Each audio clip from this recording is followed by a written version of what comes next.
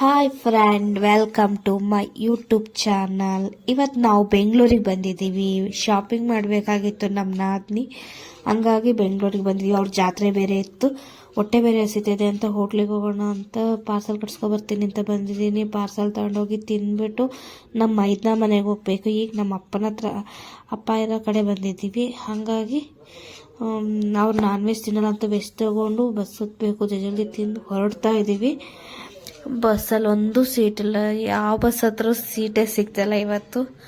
ಅಂದರೆ ದೂರ ಬೇರೆ, ಹಾಗಾಗಿ ನೈಟಲ್ಲಿ ಅಷ್ಟು ಜರ್ನಿ ಮಾಡಿದ್ರೆ ಸೀಟ್ ಸಿಗಲ್ಲ. ನಾವು ನಿಂತ್ಕೊಂಡೇ ಇದ್ದೀವಿ, ನಮ್ಮ ಇದನ್ನ ಕಾಯ್ತಾ ಇದ್ದಾರೆ. ನೈಟ್ ಹಾಗೆ ಬೆಳಗ್ಗೆ 7 ಗಂಟೆ ಆದರೂ ಎಚ್ಚರಿಕೆನೇ ಆಗಿಲ್ಲ. ಅದಕ್ಕೆ ಬೇಗ ಬೇಗ ಎದ್ದು ರೆಡಿ ಆಗು ಅಂತ ನಾನು ರೆಡಿ ಆದಮೇಲೆ ನನ್ನ ನಾದಿನಿ ಮಗಳನ್ನೇ ಕೂರಿಸಿದ್ದೀನಿ. ಅದೀಗ ಆಯ್ ಮಾಡ್ತಾ ಇದೆ, ಹೋಗಿ ರೆಡಿ ಆಗು ಅಂತ ಹೇಳ್ತಾ ಇದ್ದೀನಿ. ಇನ್ನೊಂದು 5 ನಿಮಿಷದಲ್ಲಿ ರೆಡಿ ಆಗಿಬಿಡ್ತೀವಿ ಅಂತ ಪಟ ರೆಡಿಯಾಗಿ ಕೂತಿದ್ದೀವಿ. ನನ್ನ ನಾದಿನಿ ಒಂದು ತಿಂಡಿ ತಿಂದ್ಬಿಟ್ರೆ ನಾವು ಫುಲ್ ರೆಡಿ. ನಮ್ಮ ಪಲ್ಲವಿನೂ ರೆಡಿಯಾಗಿದ್ದಾಳೆ, ನಮ್ಮ ರಿಷಿನೂ ರೆಡಿಯಾಗಿದ್ದಾನೆ. ಮೆಟ್ರೋದಲ್ಲಿ ಹೋಗಬೇಕು ಅಂತ ಆಸೆ ಪಟ್ಟಿದ್ದಾನೆ. ನಮ್ಮ ಮೈದನ್ನ ಹೇಳ್ತಿದ್ದೆ, ಚಿಕ್ಕಪೇಟೆ ರಶ್ ಇರುತ್ತೆ, ಹುಷಾರಾಗಿ ಹೋಗಿ ಬನ್ನಿ ಅಂತ. ಸರಿ ಅಂತ ನಮ್ಮ ಕಾರಲ್ಲೇ ಬಿಡ್ತೀನಿ ಅಂತ ಕರ್ಕೊಬರ್ತಾ ಇದ್ದಾರೆ. ಎಲ್ಲ ಹೊರಟು ಕೂತಿದ್ದೀವಿ, ನೋಡೋಣ ಹೆಂಗಿರುತ್ತೆ ಅಲ್ಲಿ ಚಿಕ್ಕಪೇಟೆಯಲ್ಲಿ. ಅಂದರೆ ನನಗೆ ಗೊತ್ತು ಯಾವಾಗಲೂ ರಶ್ ಇರುತ್ತೆ ಅಂತ, ಅಂದರೆ ಮಗು ಬೇರೆ ಕರ್ಕೊಂಡು ಹೋಗ್ತಾ ಇದ್ದೀವಲ್ಲ, ಮೆಟ್ರೋ ಸ್ಟೇಷನ್ ಹತ್ರ ಬಿಡ್ತೀನಿ ಅಂತ ಹೇಳಿದ್ದಾರೆ. ಹೋಗ್ತಾ ಇದ್ದೀವಿ. ಆ್ಯಕ್ಚುಲಿ ಬಂತು ನಮ್ಮ ಮೆಟ್ರೋ. ನೋಡಿ, ಸೀಟ್ ಸಿಕ್ಕರೆ ಸಾಕು. ಕೆಲವು ಟೈಮ್ ರಶ್ ಇರುತ್ತೆ, ಆದರೂ 2 ಸೀಟ್ ಸಿಕ್ಕಿದೆ ನಮಗೆ. ಕೂತಿದ್ದಾರೆ. ನಾವು ನಿಮ್ಮ ಇನ್ನೇನು ನೆಕ್ಸ್ಟ್ ಸ್ಟಾಪ್ ಇಳಿಯೋದಲ್ಲ ಚಿಕ್ಕಪೇಟೆ ಅಂತ. ಚಿಕ್ಕಪೇಟೆಯಲ್ಲಿ ನೋಡಿ ಫ್ರೆಂಡ್ ಎಷ್ಟು ರಶ್ ಇದೆ. ನಮ್ಮ ಮಾಮೂಲಿ ಅಂಗಡಿಗೆ ಹೋಗೋಣ ಬನ್ನಿ.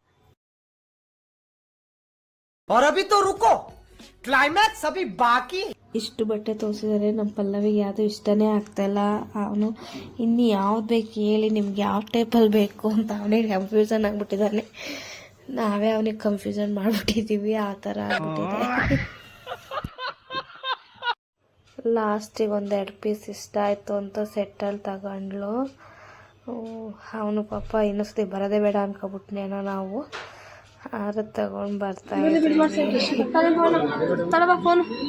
ಬಿಲ್ ಮಾಡಿಸ್ಬಿಟ್ಟು ಬಂದು ಹೊರಗಡೆ. ಸಕ್ಕ ಜನ, ಏನು ಜನ ಅಪ್ಪ. ಅದೇ ವರಮಹಾಲಕ್ಷ್ಮಿ ಟೈಮ್ ಅಲ್ವಾ ಜನ. ನಾವು ಒಂದು ಬ್ಯಾಗ್ ತಗೊಂಡು ಅದರೊಳಗೆಲ್ಲ ಹಾಕ್ಕೊಂಡು ಚಿಕ್ಕಪೇಟೆ ಶಾಪಿಂಗ್ ಮುಗಿಸ್ಕೊಂಡು ಹೊರಡ್ತಾ ಇದ್ದೀವಿ. ನನ್ನ ನಾದಿನಿ ಮಗಳು ಎಲ್ಲ ಬ್ಯಾಗ್ ಇಟ್ಕೊಂಡು ತಳ್ಕೊಂಡು ಹೋಗ್ತಾ ಇದೆ.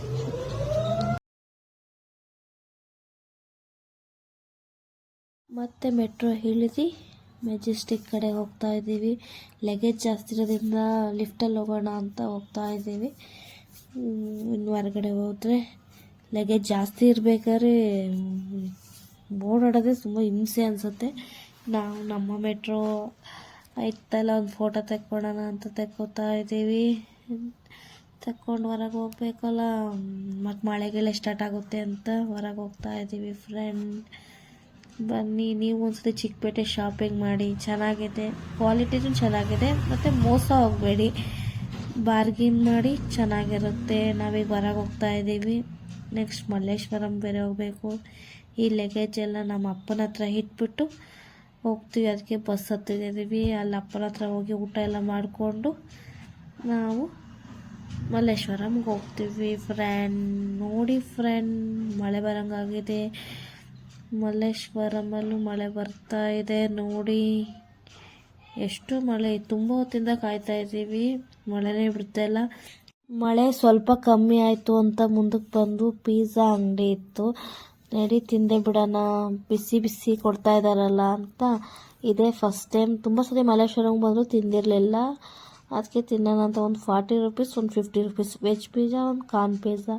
ಇನ್ನೇನು ಮಳೆ ಇರಲಿ ಇಲ್ದಲೇ ಇರಲಿ ತಿಂದ್ಬಿಡೋದೆ.